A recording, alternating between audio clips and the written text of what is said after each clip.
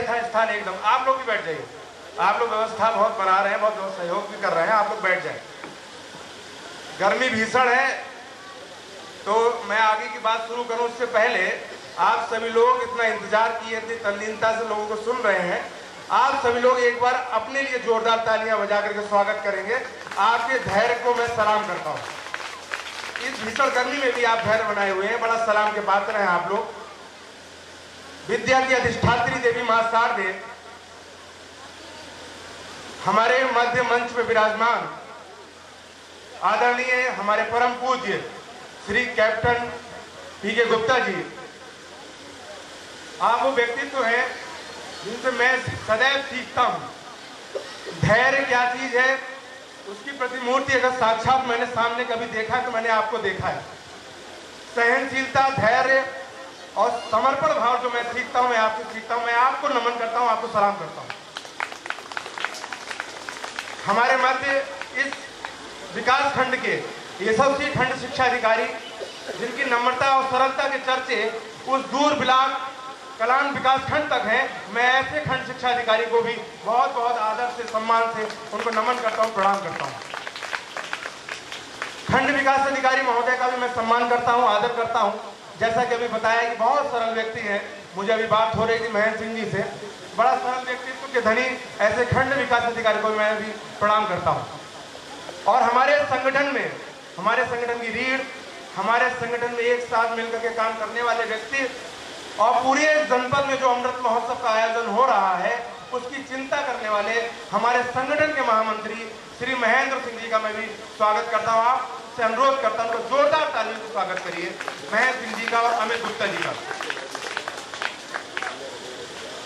आजादी का अमृत महोत्सव, आप लोग मेरी बात को गंभीरता से सुनेंगे, सारा सब थकावट और सब कुछ आराम से छोड़ के इत्मीनान से सुनिए। आजादी का हम अमृत महोत्सव मना रहे हैं, हम 75वें वर्ष की ओर अग्रसर हैं। कुछ दिनों बाद हम देश आजादी के 75 वर्ष पूरे करेगा। देश की आजादी कैसे मिली ये सिर्फ हमने किताबों में पढ़ा है, हमने कभी जीवंत होते नहीं देखा। हमने वीर सावरकर को नहीं देखा, हमने जवाहरलाल नेहरू को नहीं देखा, हमने सरदार भगत सिंह को नहीं देखा, हमने चंद्रशेखर आजाद को नहीं देखा। हमने उनके बताए हुए रास्तों को जरूर देखा है, उनको पढ़ा है और उनको आत्मसात करने का प्रयास कर रहे हैं और जीवन भर करेंगे। हमारा व्यक्तित्व कैसा होना चाहिए इस पर बेहद चिंता करने की आवश्यकता है। जाति मजहब से परे होकर के हमें काम करने की जरूरत है। कैप्टन साहब हमारे मध्य में हैं, वो इस पर विस्तार से बताएंगे। मैंने तो सिर्फ पढ़ा है कि सेनाओं में एक जाट रेजिमेंट होता है, एक गोरखा बटालियन होती है, तमाम रेजिमेंट होते हैं। जाट रेजिमेंट है उसमें जाट जाएगा ऐसा नहीं है। जो सेना में पहुंच जाता है वो उस बटालियन का हो जाता है। कोई व्यक्ति अगर शहादत पाकर के देश में आता है तो कभी भी ये छानबीन नहीं की जाती कि वो यादव है, कि वो पंडित है, कि वो ठाकुर है, ये नहीं देखा जाता।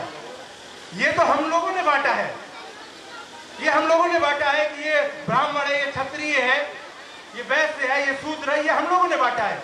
ये देश के विकास में कभी भी ये पैमाने में ये फिट नहीं बैठते, इनका मापदंड नहीं बनाया गया था, कभी भी नहीं बनाया गया।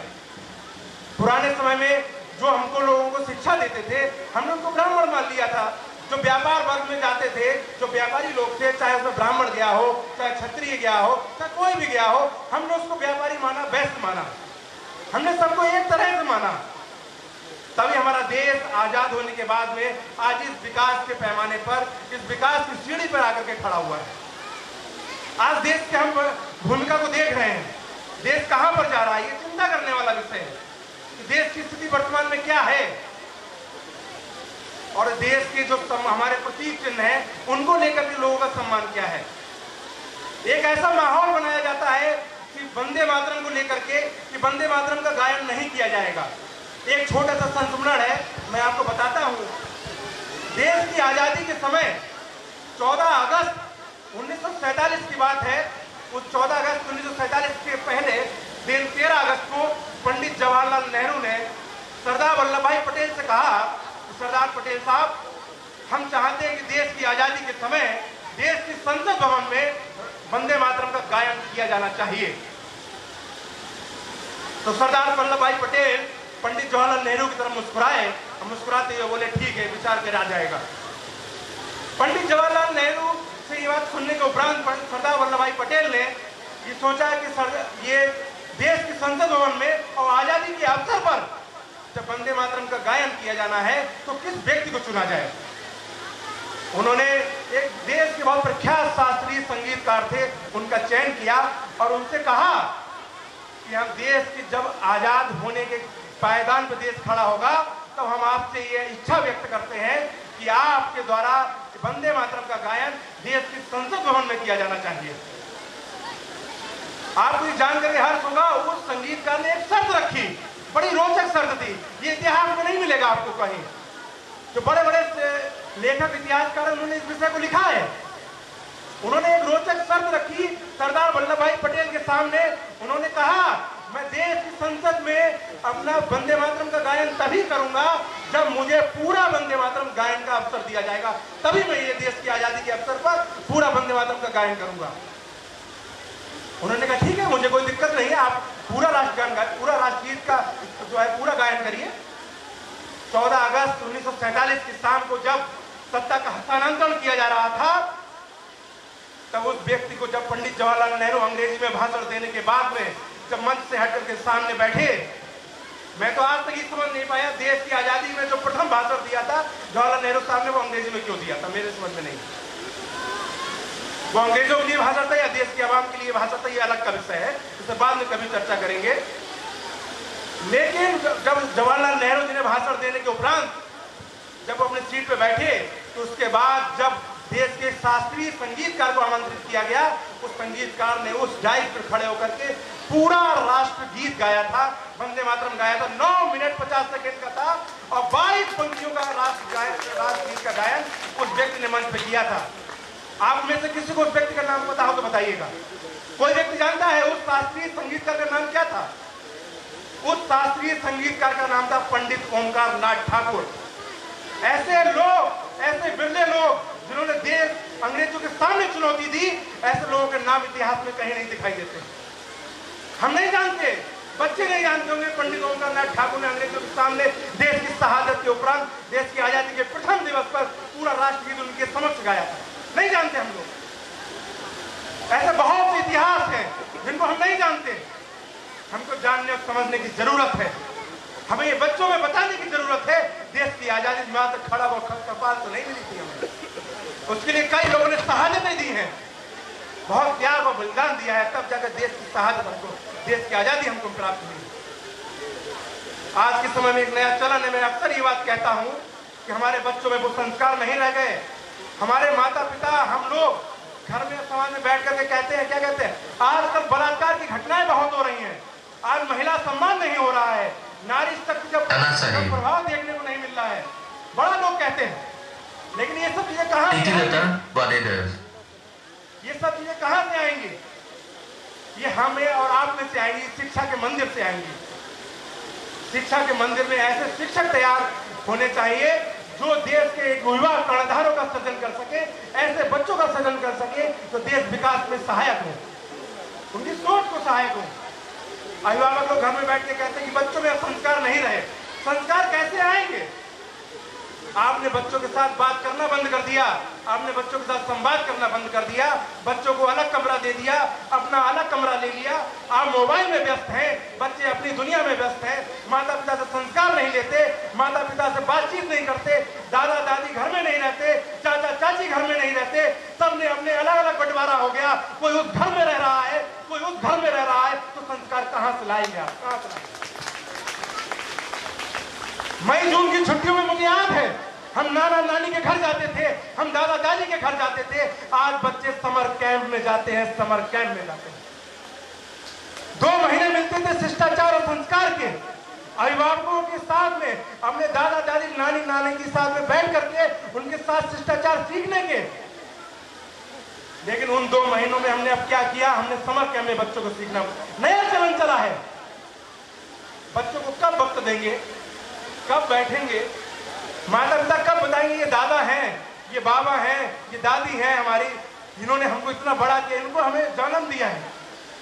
लेकिन क्या है, पिता को भी फुर्सत नहीं है कि उनका सम्मान कर सके। बच्चा देख रहा है पिता कैसे अपने बाबा का सम्मान कर रहे हैं, बच्चा देख रहा है। बड़ा छोटा सा संस्मरण है, बड़ा छोटा सा संस्मरण है। एक बाबा ने, बच्चे के बाबा ने उस बच्चे के पिता से कहा कि बेटा ये मेरा चश्मा जो है वो टूट गया है, इसको जरा ठीक करा के ले आइएगा, ठीक करा के ले आइएगा। लेकिन उस बच्चे के पिता ने कहा कि अभी मेरे पास वक्त नहीं है, जब वक्त रहेगा तो मैं इसको जरूर सही करा के लाऊंगा। बच्चा सुन रहा है, बच्चा देख रहा है, बच्चा देखता जा रहा है। जब उसके पिता की बारी आती, पिता ने जब बच्चे से कहा तो बच्चे ने कहा कि अभी मेरे पास वक्त नहीं है। तो पिता कहते हैं कि तुम्हारे पास मेरे लिए वक्त नहीं है, मेरी बातों को तुम नजरअंदाज कर रहे हो, मेरी बातों को नकार रहे हो। पिता गुस्से में आता है, बच्चों को पीट देता है। तो बच्चा कहता है कि बाबा ने भी तो आपसे कहा था, तो आपने बाबा की बात तो नहीं सुनी। तो ये संस्कार हम कहां से दे रहे हैं, ये चिंतन करने की बात है। एक संस्मरण मैंने अभी कुछ दिन पहले भी एक निगोही के सभागार में बताया था, सच्ची घटना है ये, आप आत्मावलोकन करिए। बनारस हिंदू विश्वविद्यालय के प्रोफेसर, मैंने उनके साथ बहुत कुछ ज्ञान अर्जित किया है। उन प्रोफेसर, उनकी वाइफ भी प्रोफेसर और उनके 2 बच्चे, एक बच्चा वाशिंगटन में रहता है, वैज्ञानिक है वो, और एक बच्चा बंगलौर में नौकरी करता है। अब सोचिए जरा, बात को समझिएगा।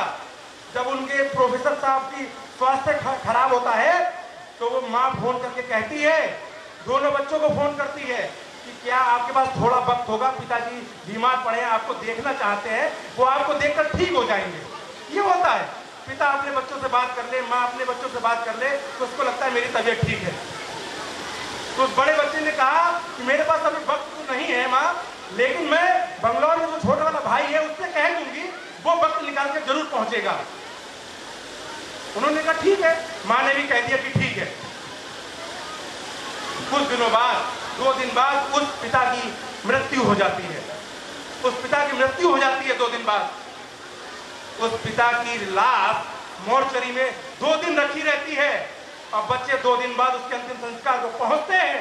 ये सोचने वाली बात है कि हम किस समाज में रह रहे हैं जब संवेदनशीलता मर गई है। कैसे मरी? इस अमृत महोत्सव के कार्यक्रम का उद्देश्य बस इतना भर है कि हमें बच्चों में वो संवेदनशीलता पैदा करें जो आजादी का संकल्प लेकर के, जो हमारे रणबांकुरों ने शहादत दी है, उनका लक्ष्य था कि देश को सोने की चिड़िया पर पुनः स्थापित करेंगे जैसा देश हमारा पहले था। हमारा वही लक्ष्य होना चाहिए। अब वो लक्ष्य कैसे स्थापित होगा? हमें और आपको इस पर मिलकर काम करने की जरूरत है। हर व्यक्ति को काम करने की जरूरत है। शिक्षकों के ऊपर बड़ी जिम्मेदारी है। नेताओं के भरोसे न रहिएगा। नेताओं के भरोसे देश नहीं चलता है, देश शिक्षकों के भरोसे चल रहा है। ये शिक्षक परिवारों के भरोसे चल रहा है। देश के विकास में सहायक शिक्षक है। शिक्षक अगर जैसे गुण देगा वैसे बच्चे देश के विकास में सहायक होंगे। आज के बच्चे, आज के हमने देखा है, बच्चे रियलिटी शोज में जा रहे हैं, सेना के बारे में चर्चा करना नहीं चाहते। एक कवि गौरव चौहान की पंक्तियां हैं, मैं आपको बताऊंगा, उसके बाद मैं अपना स्थान लूंगा। उन्होंने कहा था, एक बहुत महीन सी पंक्तियां, आप सुनेंगे समझेंगे तो जानेंगे। विस्की बियर पी के फूल गए हैं, अमरीकी चलन वाला झूला झूल गए हैं, मुंबई के नचैयों की फोटो है दीवार पर, तस्वीर वीर भगत सिंह की भूल गए हैं। ये संस्कार है आज के व्यक्ति में। बच्चे भगत सिंह को नहीं जान रहे, नहीं पहचान रहे। रियलिटी शोज के हीरो को जानते हैं, आमिर खान, शाहरुख खान, सलमान खान, रणवीर सिंह को जानते हैं, लेकिन भगत सिंह को, अब्दुल हमीद को नहीं जानते। इस शाहजहांपुर के जनपद में कारगिल शहीद की आप शहादत का गांव पूछ लीजिए, लोग नहीं जानते। कैप्टन साहब मौजूद हैं, कैप्टन साहब ने वो गांव देखा है। काबिलपुर गांव की क्या स्थिति है, उस शहीद व्यक्ति के वहां पर जो उसका जो स्मृति चिन्ह लगा है उसकी क्या स्थिति है। मेरी आंखें आंसू से डबडबा आई थी जब अभी हम लोग पुष्पार्चन करने गए थे। वहां की दीवारें गिर चुकी हैं, उस शहीद की जो बंदूक है उसकी बंदूक टूट चुकी है, लेकिन शासन प्रशासन को ये चिंता नहीं है कि उस शहीद की शहादत पर उस दिन जिसका वो अपना दिन है उस दिन उसको सलाम कर ले। ये फुर्सत नहीं। ये तय कौन करेगा? हम और आप करेंगे। शिक्षक समाज निर्माता है। अधिकारियों को जगाइए, प्रशासनिक अधिकारियों को जगाइए, बुलंद होकर के आवाज बुलंद करिए, अपने कर्तव्य क्षेत्र में अमृत महोत्सव की धारा को पिरोइए, विद्यालय में घर घर जाकर के अमृत महोत्सव का वाचन करिए, लोगों को जगाइए। इसी संकल्प के साथ मैं आप लोगों के बीच में बस एक बात कह के जाता हूँ, इस नदी की धार में ठंडी हवा आती तो है, नाव जर्जर ही सही लहरों से टकराती तो है, एक चिंगारी कहीं से ढूंढ लाओ दोस्तों, इस दिए हुए तेल से भीगी हुई बाती तो है। जय हिंद, जय भारत माता, जय शिक्षक। नमस्कार।